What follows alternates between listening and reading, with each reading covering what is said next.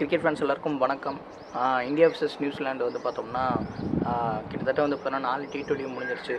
3வது T20லே வந்து பார்த்தோம்னா இந்தியா வந்து சீரியஸாக கைப்பற்றிட்டாங்க. அது பிரச்சனை கிடையாது. ஸோ இப்போ நடக்க போகிறது வந்து பார்த்தோம்னா ஃபைனல் மேட்ச், அதாவது ஃபைனல் T20, அதாவது 5th T20 இன்டர்நேஷ்னல். இது வந்து பார்த்தோம்னா ஒரு ஃபார்மாலிட்டி தான். ஸோ சீரீஸோட லாஸ்ட் மேட்ச்சு ஃபார்மாலிட்டி தான். இந்த மேட்ச் வந்து பார்த்தோம்னா ஒரு எக்ஸ்பெரிமெண்டல் மேட்சாக அமைய போகுது. T20 வேர்ல்ட் கப்புக்கு ஒரு எந்த 11 ஆடலாம், எந்தெந்த பிளேயர்ஸ் என்னென்ன பர்ஃபார்ம் பண்ணியிருக்காங்க, அவங்களுக்கு என்னென்ன வாய்ப்பு இல்லாமல் இருக்குது, இந்தந்த டைமில் எப்படி அவங்க எக்ஸ்பெரிமெண்ட் பண்ணலாம், இந்த பிளேயர் இந்த இடத்துல இறக்கி விட்டார்னா அவர் பர்ஃபார்ம் பண்ணுவாரான்னு சொல்லிட்டு அவங்க செக் பண்ணுவாங்க. ஒரு காம்பினேஷன் கண்டுபிடிக்கக்கூடிய ஒரு மேட்சாக தான் இது அமைய போகுது. ஸோ என்னை பொறுத்த வரைக்கும் வந்து பார்த்தோம்னா இந்த மேட்ச் வந்து 2 டீமுக்குமே வந்து ரொம்ப முக்கியமான மேட்ச். என்னை பொறுத்த வரைக்கும் இந்த சீரீஸே T20 வேர்ல்டு கப்புக்கு ஒரு எக்ஸ்பெரிமெண்டலான மேட்ச் தான். ஸோ ஆல்மோஸ்ட் இந்தியா அவங்களோட காம்பினேஷன் கண்டுபிடிச்சிட்டாங்க. ஒரே ஒரு காம்பினேஷன் மட்டும்தான் பாக்கி, அந்த ஓப்பனிங் ஸ்லாட்டு. ஸோ நம்ம கடந்த ஒரு 4-5 வீடியோவாக வந்து பார்த்தோம்னா சஞ்சு சாம்சனை பேக் பண்ணிட்டே இருக்கோம். ஸோ எனக்கு தெரிஞ்சு சஞ்சு சாம்சனுக்கு பக்கம் இந்தியா போவாங்களான்றது தெரியலை. ஆனால் ஃபைனல் வாய்ப்பு கொடுத்தாங்க அப்படின்னா கண்டிப்பாக ப்ரூவ் பண்ணியே ஆகணும். இஷான் கிஷன் செட்டு, அபிஷேக் சர்மா செட்டு, 10 மேட்ச்சில் அவர் கண்டிப்பாக ஒரு 5 மேட்ச் புலந்துட போகிறாரு. 5 மேட்ச்சு சொல்ல முடியாது, ஆனால் 5 மேட்ச் கண்டிப்பாக கிழிச்சு கொடுக்க போகிறாரு. என்ன நம்ம டீமில் வந்து பார்த்தோம்னா நாக் அவுட் மேட்சஸ்லாம் பர்ஃபார்ம் பண்ணக்கூடிய கைஸாக இருக்காங்களா, அந்த மாதிரி பிளேயர்ஸ் இருக்காங்கன்னு கேட்டிங்கன்னா எஸ் இருக்காங்க. ஹர்திக் பாண்டியா, ஜஸ்பிரீத் பும்ரா, சிவம் தூபே, அக்ஷர் பட்டேல், இவங்க 4 பேரும் வந்து பார்த்தோம்னா ப்ரூவன் கஸ்டமர்ஸ். இவங்க எல்லாமே நாக் அவுட் மேட்சஸில் பர்ஃபார்ம் பண்ணுவாங்கன்றது என்னோட கருத்து.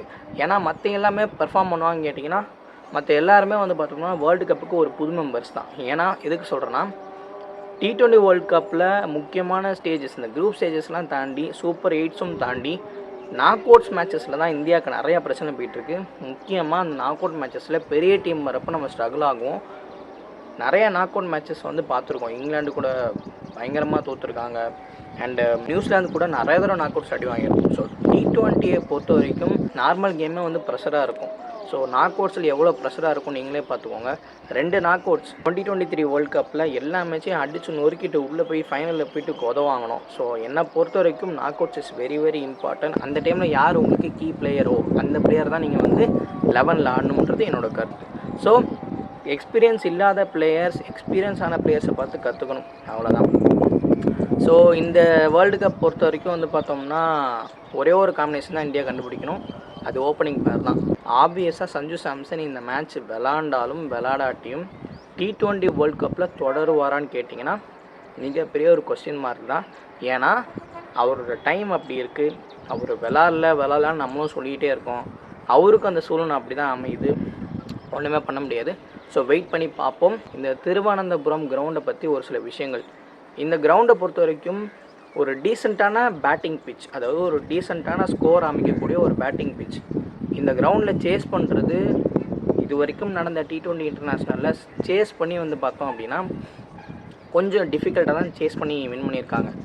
இந்த டிஃபிகல்ட்டி எப்படி அப்படின்னா பேட்டிங் ஃபஸ்ட் ஒரு 200 கிட்ட அடிச்சிட்டாங்க அப்படின்னா சேஸ் பண்ணுறது கஷ்டம். ஒரு 170 180 அடிச்சிட்டாங்க அப்படின்னா ஒரு பாஸ் ஸ்கோரு, அது ஈஸியாக சேஸ் பண்ணிடலான்றது என்னோட கருத்து. ஒரு டாப் டீம் இதை சேஸ் பண்ணுறாங்க அப்படின்னா 2 இல்லைனா 3 கீ பிளேயர்ஸ் விளாண்டாலே சேஸ் பண்ணிடலாம். இது நார்மலாக நடக்கக்கூடிய எல்லா மேட்ச்சும் நடக்கக்கூடிய ஒரு விஷயம். இருந்தாலும் திருவனந்தபுரம் கிரவுண்டு வந்து பார்த்தோம்னா ஓப்பனிங் பேட்டிங், அதாவது ஃபஸ்ட் இன்னிங்ஸ் முடிக்கக்கூடிய எல்லா பிளேயர்ஸ்க்கும் வந்து பார்த்தோம்னா ஒரு அட்வான்டேஜாக அமையும் பேட்டிங்கில். திருவனந்தபுரத்தில் ஃபஸ்ட் பேட்டிங் பிடிக்கிறது நல்லது. டாஸ் வின் பண்ணி இந்தியா ஃபஸ்ட் பேட்டிங் பிடிச்சி சேஸ் பண்ண விட்டாங்க அப்படின்னா இந்தியா மேக்ஸிமம் ஜெயிச்சிருவாங்க. சப்போஸ் ஆப்போசிட் டீம் போன மேட்ச் மாதிரி நம்ம சேஸ் பண்ணோம் அப்படின்னா வாய்ப்பே இல்லை. அண்டு சிவம் தூபே பற்றி நான் பேசியே ஆகணும். லாஸ்ட் மேட்ச் வந்து பார்த்தோம்னா நான் ரிவ்யூ பண்ணல, ரொம்ப அப்செட்டில் இருந்தேன். சஞ்சு சாம்சன் ஆடல. சிவம் தூபே ஒரு கீ பிளேயராக அமைஞ்சிக்கிட்டு வர்றாரு இந்தியன் டீம் பொறுத்த வரைக்கும். அவரோட இன்னிங்ஸ் எல்லாமே வந்து பார்த்தோம்னா க்ரூஷியல் டைமில் தான் வந்துகிட்டு இருக்கு. அவருக்கு சப்போர்ட் பண்ணுறதுக்கு ஒரு ஆளாவது இருக்கணும். அவரும் நல்லா விளாடுறாரு, அவர் ஒரு டீம் பிளேயராக இருக்கார். ஸோ அந்த வகையில் வந்து பார்த்தோம்னா இந்தியன் டீமுக்கு ஒரு ப்ராப்பர் ஒரு டீம் பிளேயராக அவர் தெரிகிறாரு. ஸோ அவர் தன்னோட இடத்த சீல் பண்ணிக்கிட்டாருன்றது தான் சொல்லணும், அதுதான் உண்மை. ஸோ சிவம் துபே சூப்பராக ஆனார். ஃபாஸ்டஸ்ட் 50 இந்தியன் டீம்லே 3rd ஃபாஸ்டஸ்ட் 50 அவர் அடிச்சிருக்காரு. So first Yuvraj Singh, second Abhishek Sharma, 3rd Shivam Dube வந்துட்டார்.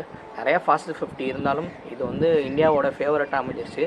ஏன்னா யாருமே விளாடாத ஒரு இடத்துல ஆப்போசிட்டில் நின்று ஒரு அடி அடித்தார் பாருங்க, அங்கே நிற்கிறார் அவர். ஸோ ஓவராலாக வந்து பார்த்தோம்னா இந்த மேட்ச் வந்து பார்த்தோம்னா ஒரே ஒரு காம்பினேஷன் செக் பண்ணால் தான் நவரப்போகுது இந்தியா சைடை பொறுத்த வரைக்கும். அது வந்து ஓப்பனிங் பேர் தான். ஸோ யார் யார் ஆட போகிறாங்க அப்படின்னு பார்த்தோம்னா அது எல்லாருக்கும் தெரியும். மேபி ஸ்ரேயாஸ் ஐயர், ஏன்னா திலக் வர்மாவோட அவைலபிலிட்டி எப்படின்னு தெரில. ஸோ ஸ்ரேயாஸ் ஐயருக்கு ஒரு வாய்ப்பு கிடைக்க வாய்ப்பு இருக்குது. சப்போஸ் சஞ்சு சாம்சனுக்கு இந்த மேட்ச் வாய்ப்பு கிடச்சிச்சு அப்படின்னா இஷான் கிஷனும் சஞ்சு சாம்சனும் ஓப்பனிங் பண்ணுவாங்கன்றது என்னோடய கருத்து. சப்போஸ் சஞ்சு சாம்சனுக்கு வாய்ப்பு கிடைக்கல அப்படின்னா இந்தியாவோட காம்பினேஷன் முடிஞ்சிருச்சு, நாங்கள் இந்த 11 தான் ஆட போகிறோன்ட்டு இந்தியன் டீம் முடிவு பண்ணிட்டாங்க அப்படின்னா அபிஷேக் சர்மா இஷான் கிஷன் ஓப்பன் பண்ண போகிறாங்க. 1 டவுன் ஸ்ரேயாஸ் ஐயர் இடம் பெறுவார்னு நம்புகிறேன். 2 டவுனில் வந்து பார்த்தோம்னா சூரியகுமார் யாதவ், 3 டவுனில் ஹர்திக் பாண்டியா, 6ல் சிவன் துபே, 7ல் அக்ஷர் பட்டேல், 8ல் வந்து பார்த்தோம்னா அர்ஷித் ராணா ஆர் குல்தீப் யாதவ், 9ல் வருண் சக்கரவர்த்தி, 10ல் ஹர்ஷிப் சிங் அண்ட் 11ல் வந்து பும்ரா. இந்த 11 தான் ஆட போகிறாங்கன்னு நினைக்கிறேன். சப்போஸ் சஞ்சு சாம்சனுக்கு வாய்ப்பு கிடச்சிச்சு அப்படின்னா அவர் அபிஷேக் சர்மா ட்ராப் பண்ணி சஞ்சு சாம்சன் அந்த இடத்த பிடிப்பாருன்றது என்னோட கருத்து. ஏன்னா அபிஷேக் சர்மா ப்ரூவ் பண்ணிட்டார், அவர் ப்ரூவன் கஸ்டமர் தான், அவர் ஆட போகிறார். ஸோ அபிஷேக் சர்மாவுக்கு பதிலாக சஞ்சு சாம்சன் இடம் பெறுவார்ன்றது என்னோட கருத்து. ஸோ அபிஷேக் சர்மா அவர் இடத்த தவிர சஞ்சு சாம்சன், அபிஷேக் சர்மாவுக்கு பதிலாக சஞ்சு சாம்சன் ஆனால் இதுதான் என்னோடய பிளேயிங் 11ஆக இருக்கும். ஸோ ஓவராலாக இந்தியன் டீம் செட்டு. அவங்க ஃபஸ்ட்டு 2 T20 ஆடுறப்பே அவங்க ஆல்மோஸ்ட் T20 வேர்ல்டு கப்பில் நாங்கள் ரெடின்ற மாதிரி ஆடிட்டாங்க. ஸோ என்னை பொறுத்த வரைக்கும் இந்தியா வேர்ல்டு கப்பு உள்ளே ரெடி தான். மற்ற எல்லா டீமும் ரெடி ஆகிட்டாங்க. ஒவ்வொரு டீம் பற்றி நம்ம பார்ப்போம். அண்டு அடுத்த மேட்சோட ப்ரெடிக்ஷன் ஏதாவது இருந்தால் கமெண்ட் செக்ஷனில் சொல்லுங்கள். சஞ்சு சாம்சனுக்கு T20 வேர்ல்டு கப்பில் இடம் இருக்கா? ஓப்பனிங் காம்பினேஷன், உங்கள் ஓப்பனிங் காம்பினேஷன்ன்றதை நீங்கள் கமெண்ட் செக்ஷனில் சொல்லுங்கள். அண்டு சஞ்சு வந்து அவரோட ஊர், அந்த டைமில் அவர் கண்டிப்பாக ஆடுவார்ன்றது தான் எதிர்பார்க்கப்படுது. என்ன தான் கிரிக்கெட் வந்து ஒரு என்டர்டெயின்மெண்ட்டாக இருந்தாலும் கிரிக்கெட் ஒரு பிஸ்னஸ் தான். டிக்கெட்லாம் வந்து பார்த்தோன்னா திருவனந்தபுரத்தில் சோல்ட் அவுட் ஆயிடுச்சு. எல்லாருமே சஞ்சு சாம்சனை பார்க்க தான் வந்திருக்காங்க, அவங்க ஊர் மக்கள். ஸோ என்னை பொறுத்த வரைக்கும் சஞ்சு சாம்சன் ஆடணும், அதுதான் என்னோடய கருத்து. ஸோ பார்ப்போம். நிறைய விஷயங்கள் வந்து T20 வேர்ல்டு கப்பில் போயிட்டுருக்கு. நிறைய விஷயங்கள் வந்து பேசணும்னு ஆசை. நீங்கள் சப்போஸ் வீடியோ பார்த்துட்ருக்கீங்க அப்படின்னா கொஞ்சம் இன்ட்ராக்ட் பண்ணுங்கள். நிறைய விஷயங்கள், ஏன்னா பிளைண்டாக ஓடிட்டுருக்கேன் நான். எதை பற்றி நான் போட்டால் வீடியோ இன்ட்ரெஸ்ட்டாக போகுன்ட்டு எனக்கு தெரியல. ஸோ எனக்கு தோன்ற விஷயங்கள் நான் பேசுகிறேன். உங்களுக்கு ஏதாவது கருத்து இருந்துச்சுன்னா நீங்கள் கமெண்ட் செக்ஷனில் சொல்லுங்கள், அதை பற்றி நம்ம பேசுவோம். அண்டு சினிமாவை பற்றி நான் இன்னும் பேச ஆரம்பிக்கலை. நெக்ஸ்ட் வீடியோ சினிமா பற்றி தான் வரப்போகுது. கொஞ்சம் அந்த ரிசர்ச் பண்ணிகிட்டு இருக்கேன். அதை பற்றின வீடியோ உங்கள்கிட்ட நான் ஷேர் பண்ணுறேன். எனக்கு ரொம்ப பிடிச்ச சினிமாஸை வரிசையாக பார்ப்போம். அண்ட் உங்களுக்கு பிடிச்ச சினிமா எதுனாலும் கமெண்ட் செக்ஷனில் சொல்லுங்கள், அதை பற்றி நம்ம பேசுவோம். இது வரைக்கும் நடந்த T20 எல்லாமே ஃபஸ்ட் இன்னிங் ஸ்கோர் அதிகமாக அடிச்சு எந்த டீமாக இருந்தாலும் ஜெயிச்சிருக்காங்க. சேஸ் பண்ணுறது கஷ்டமாக இருக்குது. ஈவன் வந்து பார்த்தோம்னா 180, 190 அடித்தா கூட அந்த கிரவுண்டில் சேஸ் பண்ண வாய்ப்பு இருக்குது. 200+ அடித்தோம்னா அந்த கிரவுண்டில் சேஸ் பண்ண வாய்ப்பே இல்லை. ஸோ ஓப்பனிங் பேட்டிங் பிடிச்சி 200+ அடிக்கிற டீம் ஜெயிக்க வாய்ப்பு இருக்குது. 170, 180னா பவுலிங் யூனிட் நல்லா பர்ஃபார்ம் பண்ணணும், அதுதான் என்னோடய கருத்து. So interesting updates, T20 world cup, cinema அப்டேட்ஸ்க்கெலாம் ஸ்டே டியூன் பண்ணிடுங்க. எல்லோரும் கிரிக்கெட் செட்டை சப்ஸ்கிரைப் பண்ணி வச்சுக்கோங்க. அடுத்த வீடியோவில் சந்திக்கிறேன். பாய்.